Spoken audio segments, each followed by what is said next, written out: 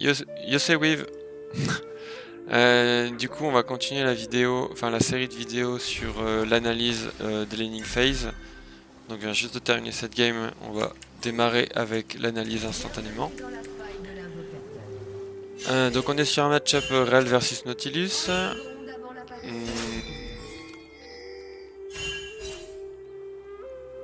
Du coup, les compositions bot se ressemblent dans le sens où il y a deux mêlées de range. Là, je décide de ward le troisième bush et de back reset avec la red trinket pour pouvoir... moi, je vais contrôler le deuxième bush, ma ward contrôle le troisième. Donc au final, je vais avoir le contrôle de tous les bush. Ça va être très intéressant. Ce match-up là, moi j'estime qu'on a la prio. En tout cas qu'on peut l'avoir. Pourquoi? Parce que Xayah va commencer QW. Donc on va pouvoir mettre beaucoup plus d'auto et de dégâts dans la wave que la hache. En plus de ça, moi Nautilus c'est un très bon champion pour prendre la prio versus Rell.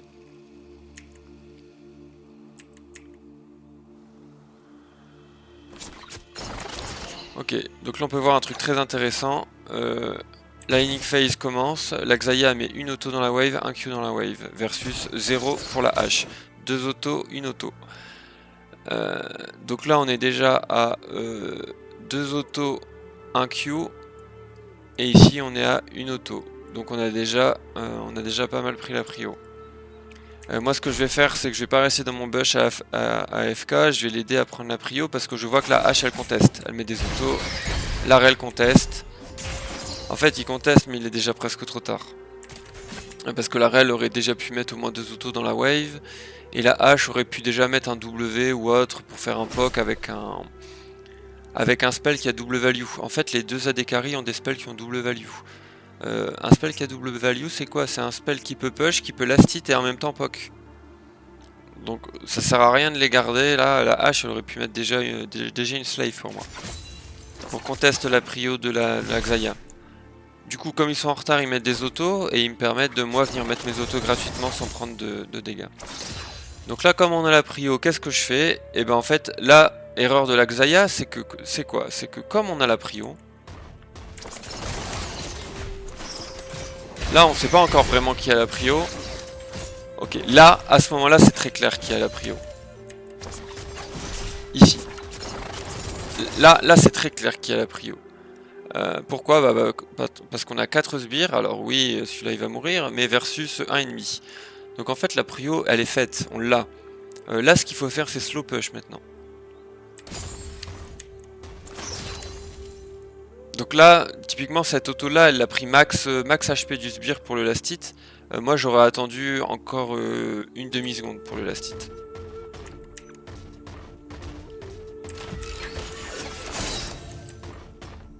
Ok.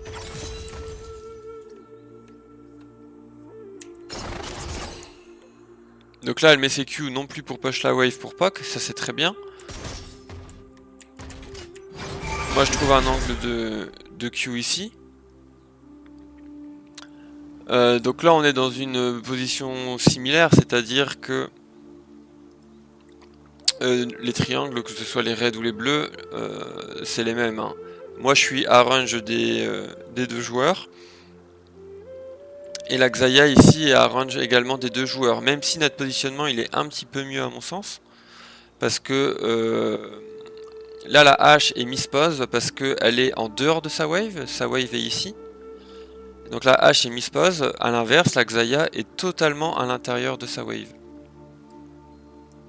Donc là pour moi le trade il est gagnant pour nous. D'ailleurs la Rell cancel. Donc on va juste mettre, là c'est parfait parce que la hache a mis une auto sur moi tandis que la Xayah a mis son auto sur la hache. 2 autos sur la hache. Donc là c'est vraiment 100% gagné. Là qu'est-ce qu'il faut faire? Il faut continuer à slow push. Là, la Xayah elle est en train de full push, j'aime pas du tout parce que on va juste faire crash la wave et la hache qui est dans une position délicate, en fait elle va pouvoir récupérer toute sa wave sous tour. Donc là il faut obligatoirement slow push. Et là je fais la même erreur d'ailleurs que mon allié, j'ai remis une auto inutile. Et là c'est dommage, on passe level 2.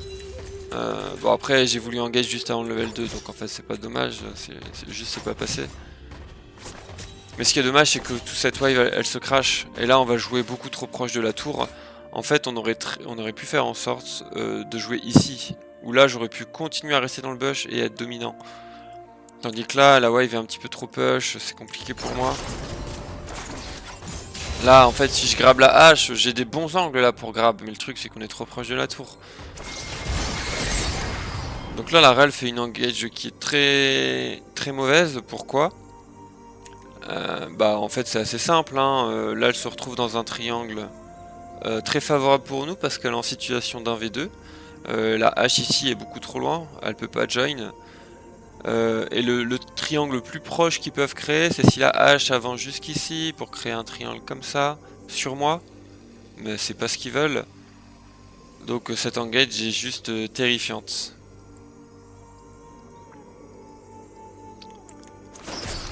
Du coup, bah, je vais juste l'auto et puis sur le back, je vais l'ignite. Là ici, je me rappelle ce qui s'est passé, hein, c'est que la Xayah va flash in. Donc elle flash. C'est juste naze. Hein. Franchement, ce flash il est juste naze. On va essayer de regarder un petit peu plus en détail. En fait, là déjà, regardez la Xayah. Là, on peut voir une première erreur de l'ADC. C'est que la range de la hache, elle s'arrête ici, à peu près, en auto-attaque. Ok ? Donc la Xayah était ici, littéralement, quand la Rel a engage. Pourquoi ? Parce que la Rel a engage sur la hache, et la hache a sidestep vers le haut. Très bien. La Xayah, elle aurait très bien pu rester là et auto-attaque, auto-attaque, auto-attaque, auto-attaque, et en avançant, on l'aurait kite, et en fait, on l'aurait tué. Là, pour une raison inconnue, la Xayah fait un kiting vers le haut. Mais c'est inutile en fait, parce qu'on est déjà en 1v2, même si elle reste ici, on est en situation d'1v2, elle peut pas se faire auto-attack back.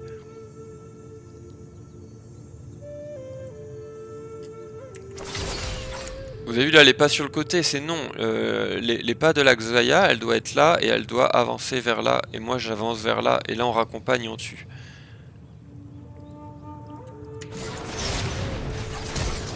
Et là en fait, en plus elle se fait crit block sur ce sbire, elle flash et elle a pas la range d'auto. Elle a pas la range d'auto parce qu'en fait elle a kite vers le top. Enfin vers le haut. Là on est dans une situation, qu'est-ce qu'on fait? La prochaine wave est quand même assez loin.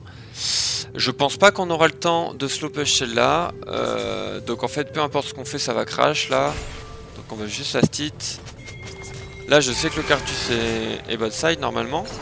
Oui je me rappelle d'ailleurs, je demande même, voilà, je demande de la vision et je ping les wards de la Xayah. On voit pas que je ping les wards, mais en fait elle a 2 wards sur elle. Et je veux qu'elle les place. Et là du coup elle nous fait un hard push. Qui est un petit peu bizarre parce que... Elle hard push alors que... potentiellement il y a Cartus qui débarque derrière nous. Donc soit on veut slow push cette wave parce que si on slow push, je pense qu'on win le 2v3. En revanche, si on met tous nos CD dans la wave, regardez la Xayah, elle est vide. Si le Cartus arrive là maintenant, du coup moi je suis obligé de faire pareil. Quoique, en fait on vient de passer level 3, donc on win quand même le 2v3. Donc en fait c'est ok. Donc là, et là elle va ward maintenant, c'est ça que je comprends pas. En fait si tu fast crash, tu reset. Tu fais pas un fast crash into je vais warder et je reste sur ma lane. Soit tu slow push, une wave, 2 waves, tu crash et tu reset.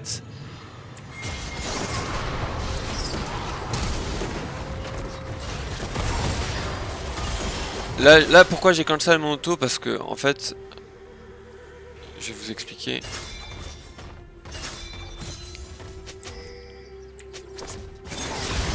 En fait là ce qui se passe, c'est qu'au moment où j'auto la rel pour la CC, elle fait son E, du coup son rappel de plume. Et du coup je prends déjà le premier kill sur la rel, et là je me dis, merde, ce kill là, j'aurais pu le laisser parce que la rel a pas de flash. Mon auto n'était pas 100% nécessaire. Du coup quand il arrive la même chose sur le Cartus, là je suis en mode, bah en fait il est dead ce Cartus. Du coup j'auto pas. Au final le Echo rate son rappel de son retour de Q. La Xayah pense qu'il est mort, du coup elle se barre. Et là je suis en train de prendre full dégâts du Cartus. Du coup au final je fais l'auto puis je meurs. Là le Echo il a fait des Q terrifiants toute la game. Donc au final on est sur un 2 pour 2, bon c'est war dans le sens où on va pouvoir crash et reset en premier, donc on aura la tempo. Mais globalement c'est pas très bien exécuté, hein. On va pas se mentir. Là la Xayah troll, elle se fait bait comme une débutante. Comme si la hache allait se mettre à range d'auto-attaque quoi. Donc là la Xayah va mourir. La vidéo fait déjà 10 minutes donc je pense que je vais arrêter là.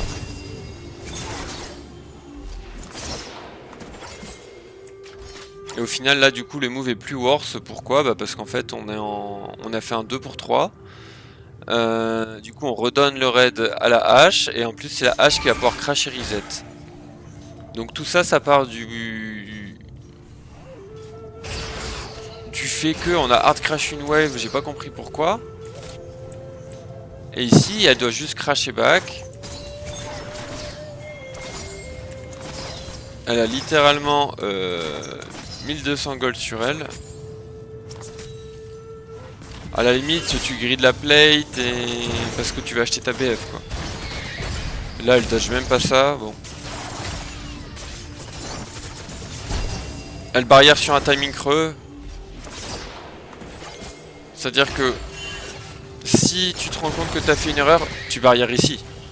Si tu barrières ici, en fait la Xayah il lui reste toujours après le combo de rel, si elle barrière là maintenant, en fait la barrière va tanker tous les dégâts et en fait après le combo rel il va lui rester tous ses HP. Imaginez là, elle a 40% HP et bah la rel elle back. Donc en fait, voilà, mécaniquement c'est assez catastrophique. Du coup moi j'avais open mid et puis là je dois retourner bot. Enfin bref. 10 minutes c'est le max donc je vais m'arrêter là. Voilà une laning phase bien expliquée. On a vu ce qu'on a fait, les choses positives qu'on a faites et tous les points qu'on aurait pu améliorer. Voilà.